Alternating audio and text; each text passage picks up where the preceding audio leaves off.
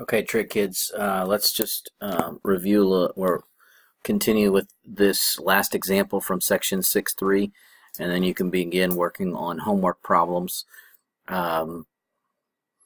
which I know you just need to be reviewing them. You might have to go back and watch some of the previous videos just to kind of refresh your memory.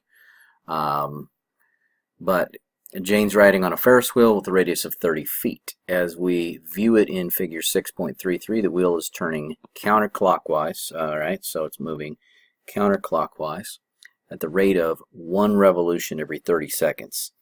So 1 revolution, which we know is 2 pi radians per 30 seconds.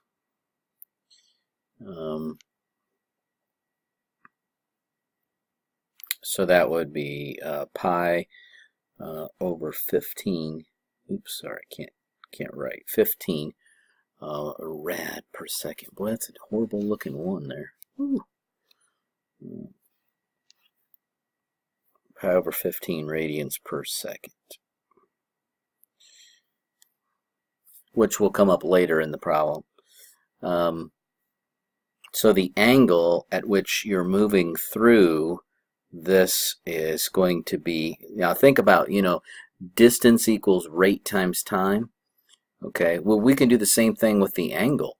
The rate at which it's spinning is pi over 15 radians per second times the number of seconds. So theta is changing based on that pi over 15 times the time, however many seconds. Assume that the lowest point of the Ferris wheel is 10 feet above the ground. Okay, alright, so we already know that this distance down here is 10. Jane is at the point marked 3 o'clock. Okay, so we're starting here at time 0. Find the parametric equations. So this kind of reminds you of a unit circle almost.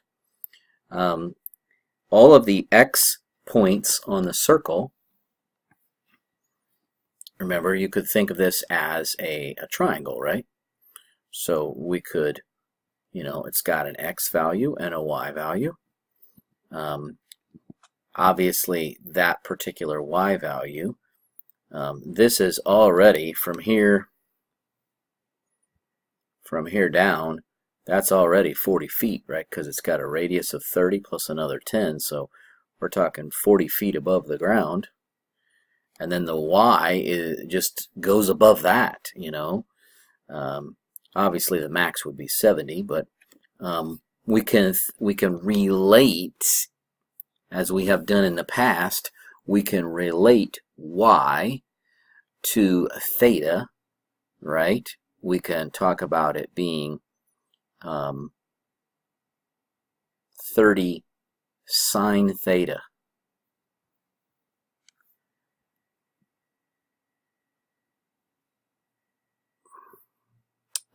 And the x value, we can talk about that being equal to 30 cosine theta. So obviously, if we know that theta is based on this is pi over 15t because of the number of radians per 15 seconds, that whole distance equals rate times time, we can then substitute and we can say that the x portion, come on, lock it in. Why is it not locking? Alright, now that is just disturbing me.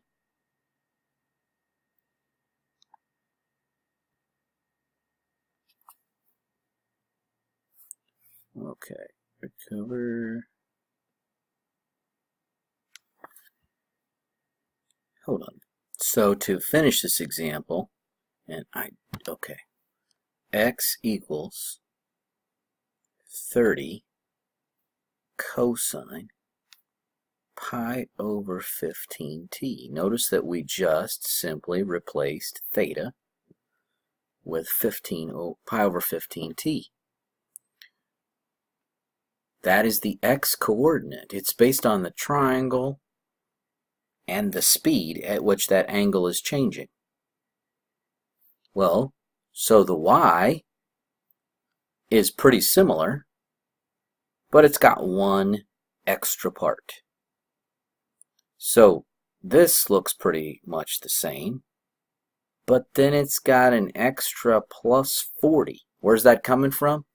Well, that's the additional height that you get from the actual distance from here all the way to the ground.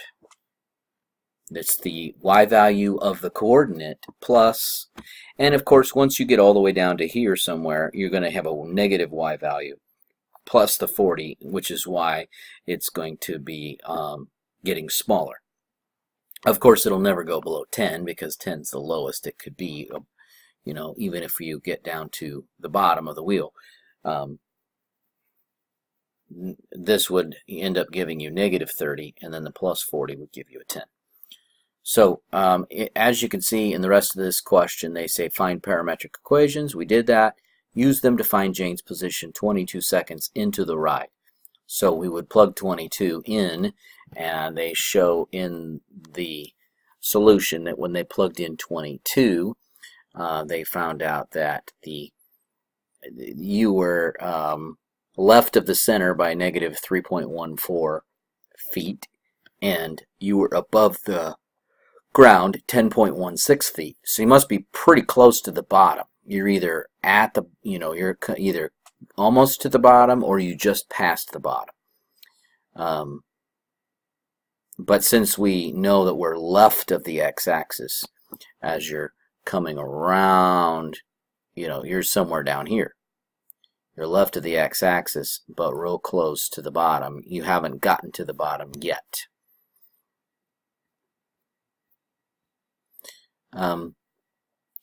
Now, we're not going to be doing a lot with these parametric equation graphing things, but you can easily graph them on your viewing windows and see which one matches. So use your parametric mode to do that. So that won't be too hard for you. Plugging in some values, all you're doing is plugging in -2 into both the x and the y equations for t, telling what the values are. That should be pretty easy for you. Graphing them, make sure you use your parametric mode. Changing them into an equation that doesn't have the parameter t, that's that substitution stuff we talked about, so make sure you're doing that. We did talk about let's see here. Did we do the example? Let me see, back up. It must be on a previous, on the 6.3a video.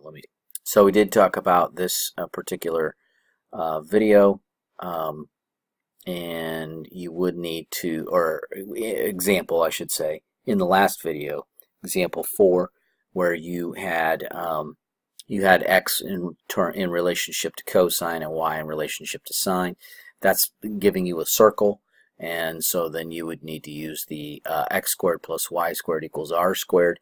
And in order to figure out what r squared is, then you actually have to plug in the 2 cosines t and the 2 sine t and go through the process of solving the way that we did there so you could come up with the equation.